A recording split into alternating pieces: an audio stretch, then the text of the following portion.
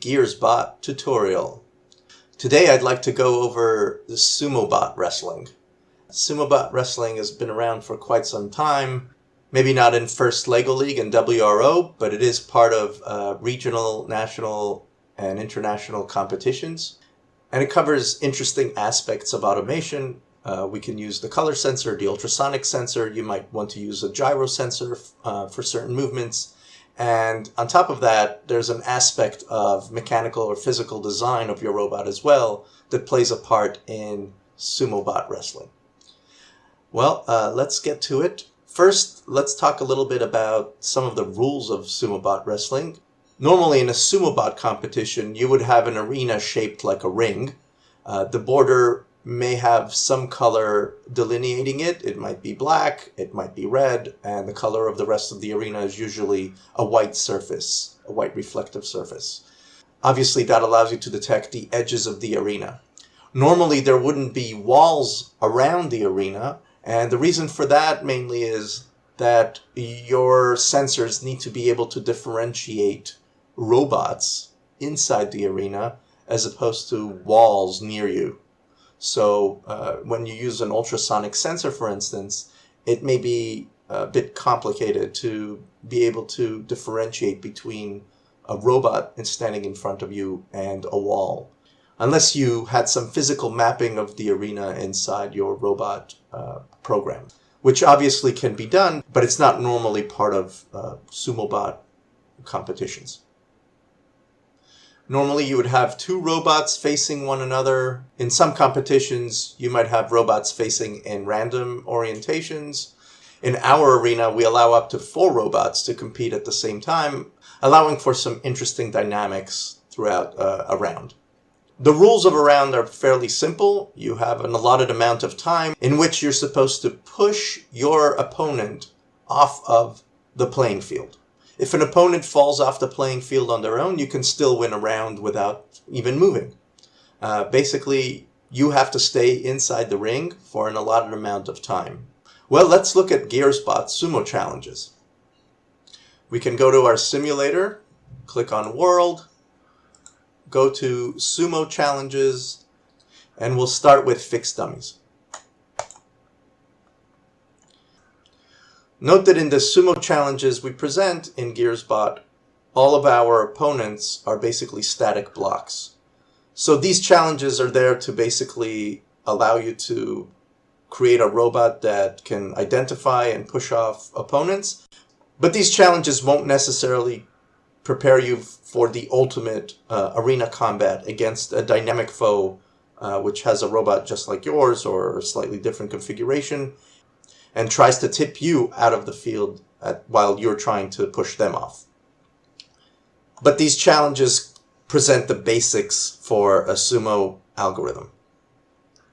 Okay, in the first fixed dummy world, we can basically start with just hard coding our movements to push, let's say, the block in front of us off.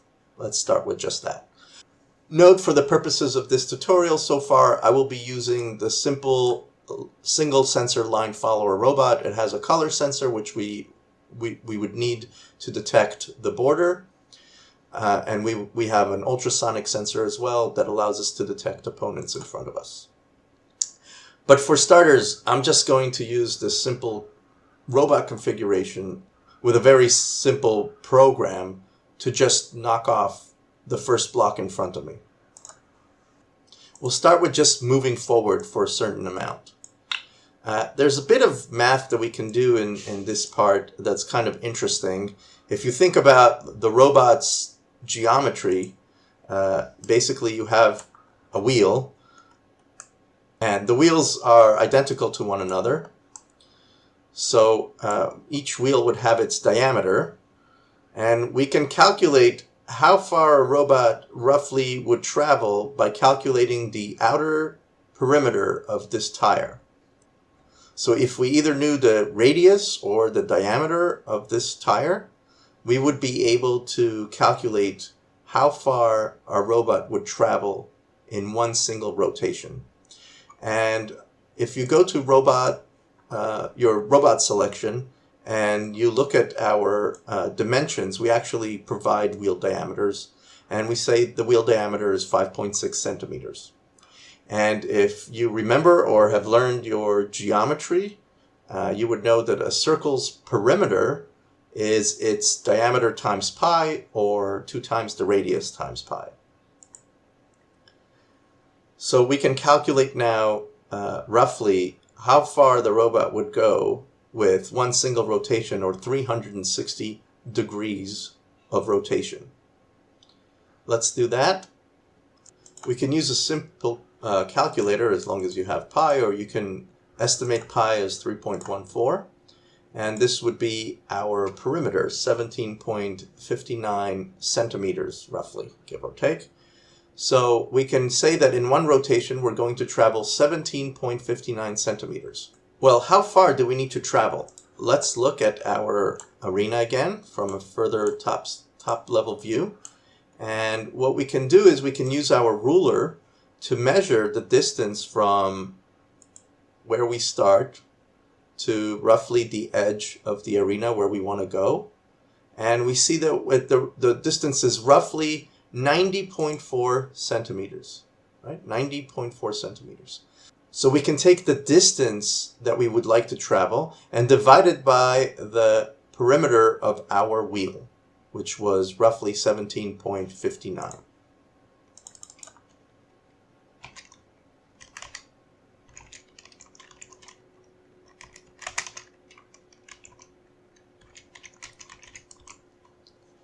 And we would get roughly 5.2 rotations. So let's try that. So let's say we will travel 5.2 rotations at whatever speed you choose, and see how far that takes us in the field.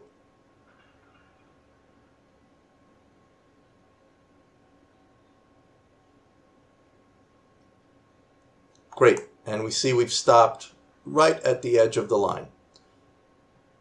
Cool. You can also see that we've shifted a little bit to the sides. You can try to vary the speeds to see if you can get a slightly better accuracy. Okay, let's see that again, one more time. Okay, and we push forward for roughly 5 rotations based on the math we did using the ruler and calculating the perimeter of the wheels. Okay, let's try that one more time just to make sure we have a repeatable process, an algorithm that works, that we've calculated and measured our distance to the edge properly. And indeed we have. If we wanted to, we could now maybe try to do this 4 times after a successful move all the way to the edge. We can just move ourselves all the way back to the same place where we started, turn ourselves 90 degrees to face either the left or the right opponent, and push off again, something that could probably be repeated 4 times in a loop. So let's try to build one part of this algorithm. We'll move forward. We'll move back the exact same amount. We'll turn around. For turning around, we need to decide which side we're going. In this case, my right wheel is going to move forward, my left wheel is going to move back, so we're moving left. We're turning left, and I'm not exactly sure how many rotations I need to go. There's 2 ways that you can go about doing it. One is using trial and error again, and the second would be to use some kind of geometric calculation in a 2-wheel differential system in order to figure out how far one wheel needs to go forward and how far the other one needs to go backwards in the same amount, but one positive, one negative, in order to rotate 90 degrees about the center between the 2 wheels. And the formula for that is given as so. And you just need to figure out the radius between the wheel and the center of the robot, or you can get it from the robot configuration as well. If you look at the robot, the wheel spacing suggests that it's 15.2. Okay? If you plug that in and plug 90 degrees as your desired turn angle, then you would get 244 degrees that the wheels need to rotate, one forward and one backwards, in order to turn the robot roughly 90 degrees to one side. So in order to actuate the turn, I would go to our motion blocks. And for this case, I would choose the move tank block because I want to know for sure that one motor is rotating backwards and one motor is rotating forwards, a specific number of rotations or degrees, right, in order to achieve that 90-degree turn based on our formula. Of course, you can use move steering or just use this block with some trial and error to figure out what a 90-degree rotation requires. But that I leave to you to play around with. And in the end, you would have a simple algorithm that you're trying to get, which is to go forwards, knock your peg off, go backwards to the center, rotate about your robot 90 degrees, move forward again to knock the next peg, repeat that 4 times until you knock all 4 pegs. And if you get frustrated with this part, it's meant to be a bit frustrating. It shows you that without some further automation and sensing, it's really, really, really hard to achieve even the simplest path automation for your robot. So good luck with that. If you have achieved doing this using a hard-coded method, please let us know by a comment, maybe link it to another YouTube video of your own showcasing your work.